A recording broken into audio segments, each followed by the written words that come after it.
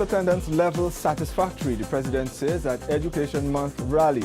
New Canadian High Commissioner says Guyana is among the strongest growing economies, and the upcoming Guyana Brazil Joint Commission on Infrastructure to deepen bilateral cooperation.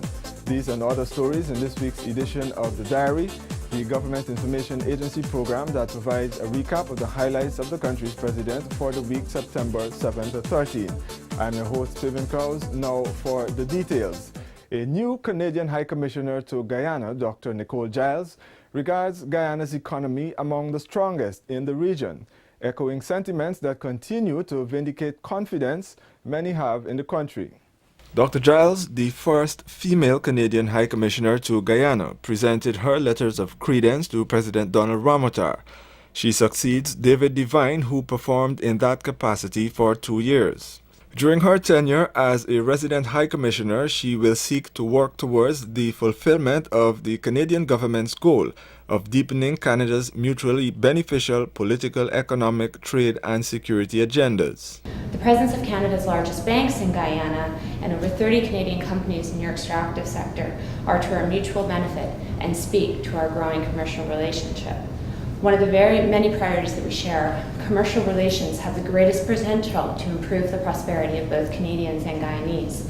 Canadian businesses have much to offer as they continue to contribute to job creation and prosperity in your country.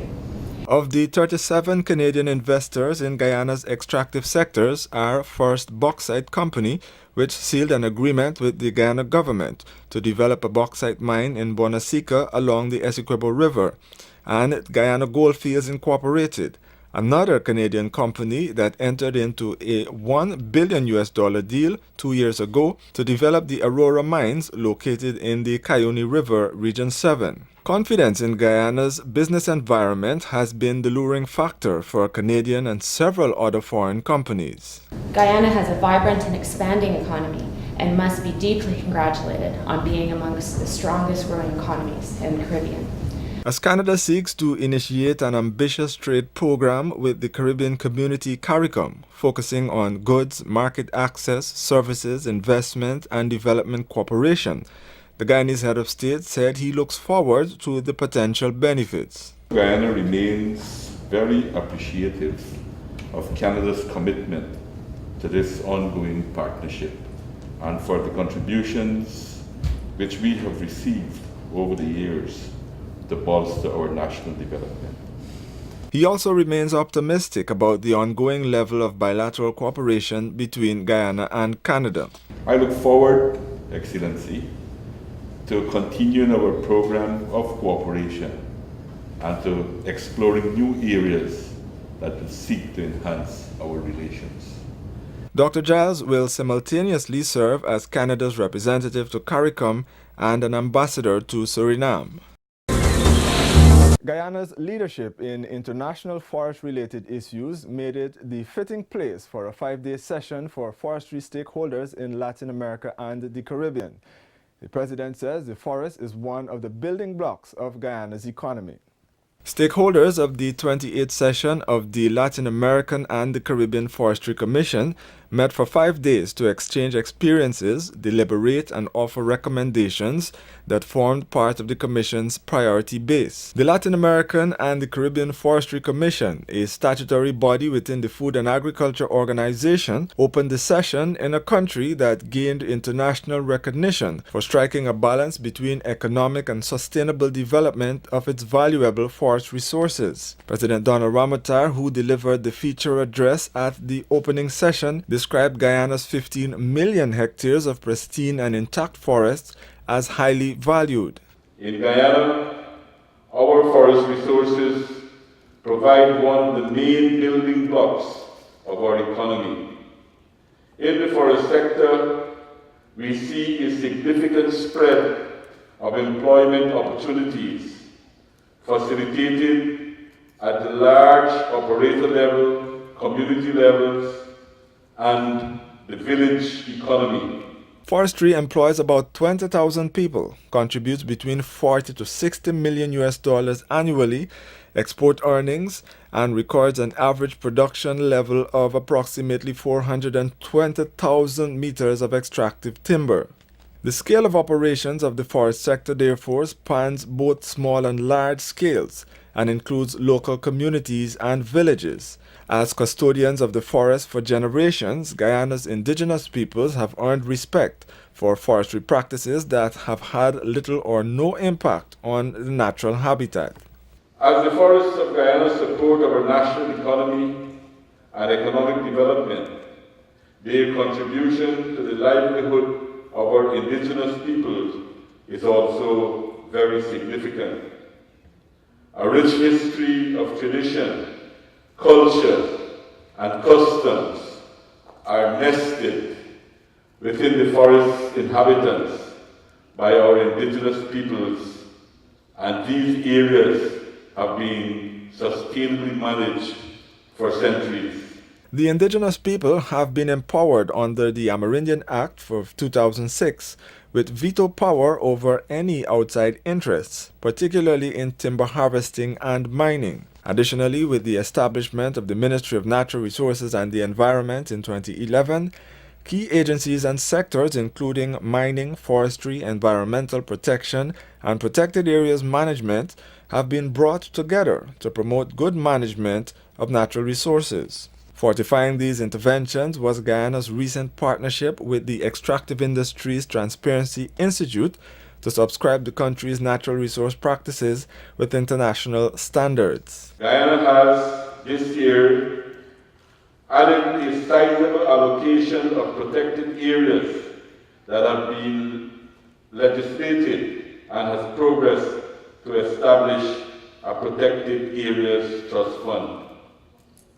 As you can see, our approach is cross-cutting and broad while still addressing important segments of our development. Guyana's forest stands at the center of a revolutionary low-carbon development strategy that has identified a number of sustainable development initiatives funded by the Guyana-Norway Forest Carbon Services Agreement. You are watching The Diary. There's more still ahead. With the Amila Falls Hydropower project, all consumers will benefit from cheap and reliable electricity. In fact, reduction in consumer tariffs will be at least 20% in 2017 and considerably more in the years ahead. This project will save residential, commercial, and industrial entities approximately $3.5 billion over a period of 20 years. At present, it costs about 25 cents per kilowatt hour to generate electricity using heavy fuel oil and about 30 to 35 cents per kilowatt hour using diesel. With Amila, Guyana will save a dramatic 20 to 25% on its fuel importation bill, or about $90 million. Investors' confidence in Guyana will increase, and the manufacturing and services sector will be significantly boosted. In the climate change arena, Guyana has already taken on a leadership role with its low-carbon development strategy, and with this Amila project, the country could also become a leader globally for renewable power.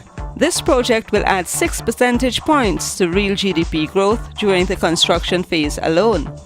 The total public debt to Guyana for this project is zero. Cheap energy is vital to the industrialization of Guyana. Thousands of jobs would be created due to industrialization. After 20 years, the hydropower facility will be 100% owned by Guyanese, and it is expected to last 100 years. Millions of taxpayers' dollars have already been spent on the Amila Falls Hydropower project, which is now in its final stages of achieving financial closure. However, the APNU and the AFC teamed up in Parliament to kill the project without any valid reason, and in so doing taking cheap electricity out of the reach of Guyanese. Frustrating a project of this magnitude at this stage is tantamount to strangling the country's development and putting at stake the future. Guyana needs the Amila Falls Hydropower project because all consumers will benefit from cheap and reliable electricity. Consumers will save approximately $3.5 billion over a period of 20 years. Guyana will save $90 million on fuel importation, and investors' confidence in Guyana will increase. More jobs will be available. All Guyanese need to come on board now. Reduction in consumer tariffs will be at least 20%. Prime Minister of St. Vincent and the Grenadines, Ralph Gonsalves, met President Donald Ramotar for bilateral talks after a visit to the CARICOM Secretariat. The Prime Minister, who holds the transport portfolio in the CARICOM quasi-cabinet, will assume the chairmanship of the 15-member community on January 14, 2014. He gave a prelude into some of his priorities to promote regional integration, such as trade among CARICOM member states and with external partners, job creation, transportation, economy, free movement and hassle-free travel, government and climate change mitigation. He was also given a detailed brief on Guyana's housing program and appeared on a television interview. The governments of Guyana and Brazil are still committed to the task of deepening bilateral cooperation and are hoping this year to further realize several infrastructure projects beneficial to both countries. Guyanese officials and their Brazilian counterparts are scheduled to meet for another round of talks at the level of the Guyana Brazil Joint Commission on Infrastructure Development. On the agenda is the advancement of the Linden-Lethem Road, Deepwater Harbor, and hydropower. The meeting is soon to happen, according to Brazilian ambassador to Guyana, who toasted with President Donald Ramotar on the evening of September 6, as Brazil celebrated its 191st anniversary as a federative republic. As a result, a joint commission to infrastructure development was created with a view to move forward the bilateral discussions. The first meeting of the commission is scheduled for the current month of September. Are on the agenda the paving of the Linden-Lethem Road, the planning of the Deepwater Port, and the evaluation of possible developments of hydropower plants and associated transmission lines. The meeting of the Working Group on Infrastructure was brought into being by a Memorandum of Understanding signed in December 2012. The priority areas are what both countries see as prerequisites to the opening up of new avenues to promote investment and building economic and trade relations between the two neighboring countries. President Ramotar was heartened by the news that proposals at the level of the Working Group relevant to the implementation of infrastructure projects have been concluded. It is envisaged that this enhanced partnership between our two countries will not only increase the prosperity of our two peoples, but would also redound to the benefit of the region as a whole.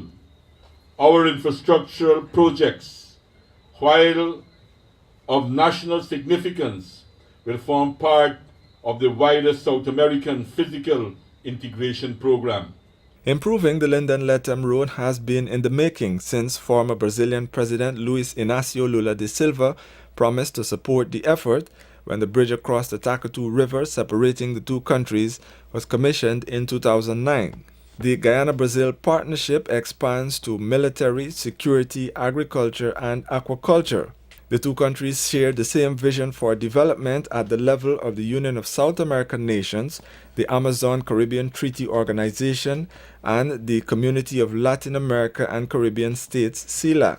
Mercosur's recent approval of Guyana as an associate member is being seen by member states as a positive step for the only English-speaking country in South America. This step will certainly open more opportunities for the development of Guyana's trade and economic ties with Brazil and with all other member states of the trading bloc. Mercosur is a regional trade agreement among Argentina, Brazil, Paraguay, and Uruguay. Still ahead, largest ever Education Month rally hosted. Guyana needs the Amalia Falls hydropower project because all consumers will benefit from cheap and reliable electricity. Consumers will save approximately $3.5 billion over a period of 20 years. Guyana will save $90 million on fuel importation, and investors' confidence in Guyana will increase. More jobs will be available. All Guyanese need to come on board now. Reduction in consumer tariffs will be at least 20%. Millions of taxpayers' dollars have already been spent on the Amalia Falls hydropower project, which is now in its final stages of achieving financial closure. However, the APNU and the AFC teamed up in Parliament to kill the project without any valid reason and in so doing taking cheap electricity out of the reach of Guyanese. Frustrating a project of this magnitude at this stage is tantamount to strangling the country's development and putting at stake the future.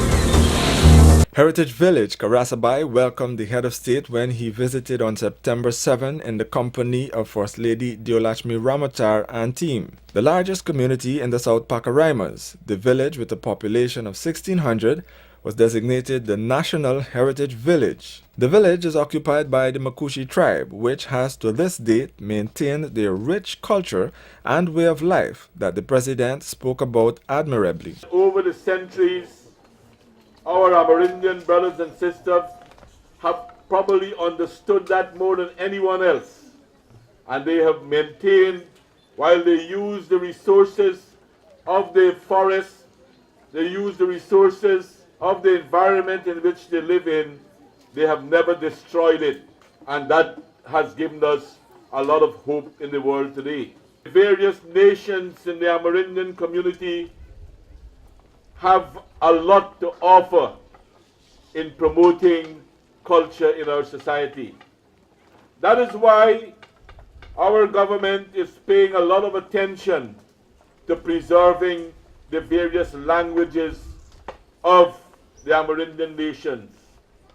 It is important because when we talk about culture, I believe that language is probably one of the most important aspects of a person's culture. Karasabai is one of the most developed hinterland communities, having received much needed resources through presidential grants. The community joins several others that have benefited from educational services that were in the past non-existent. You had in this whole huge Region 9, you had one secondary school, and it was not even a full-fledged secondary school at St. Ignatius. Today, we have secondary schools at Anai. We have secondary schools at Aishalton. We have secondary school at Sand Creek. We built them with dormitories so that all our people can have access to education. With good performances at the CXC level and the educational opportunities now available, the government is satisfied with its investments. 2 years ago, the top student at President's College was a young lady from the Northwest District, an Amerindian girl. And this year, the student who wrote the second highest amount of subject, another Amerindian young lady from Tapakuma in Region 2, she wrote 19 subjects and she passed all of them. Karasabai also boasts a nursery and primary school, health center, 2 health posts, regional democratic council, admin building, police station, guest house, village office, churches, and an airstrip. The largest ever Education Month rally was on September 13, and the reception which the head of state received upon entering the national park said it all. Let's take a look.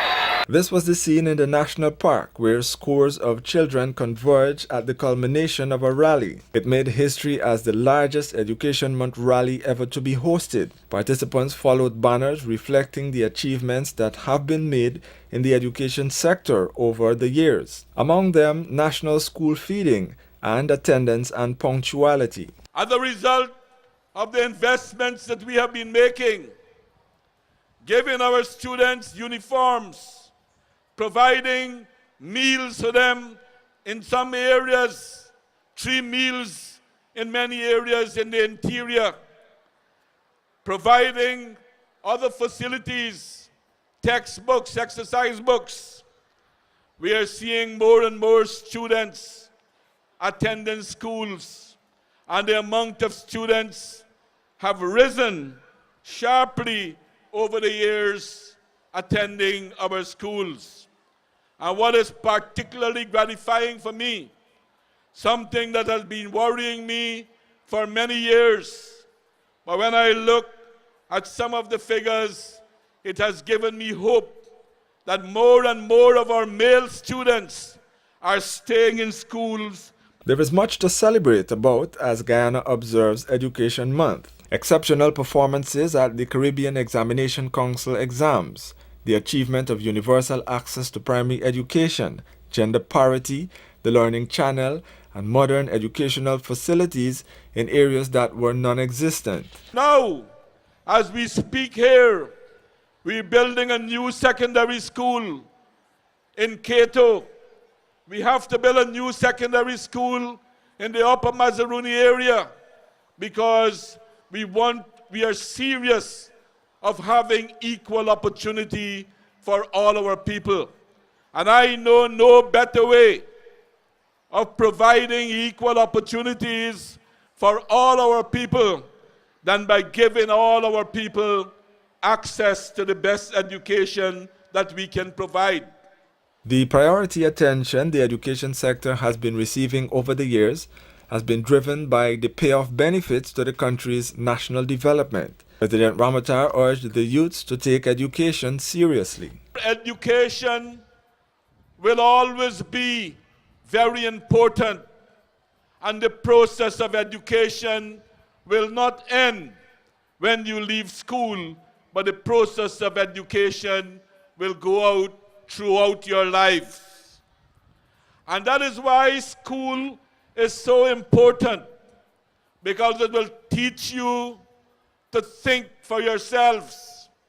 It will teach you to think critically and equip you to be able to cope with a changing world that we live in. The students were treated to a performance by a combined group of dancers, a song by local artist Denisha De Freitas, and they also joined in singing national songs. Also in attendance were students from the recently opened Felix Austin Police Training College. Well, that's all in this week's edition of the Diary for the period September 7th to 13th. The highlights before we go. School attendance level satisfactory, the President says at Education Month rally. The new Canadian High Commissioner says Guyana is among the strongest growing economies, and the upcoming Guyana Brazil Joint Commission on Infrastructure to deepen bilateral cooperation. Do join us again next week when we bring you more. I am your host, Fabian Klaus. Thanks for joining us. Do have a safe and a pleasant rest of the week.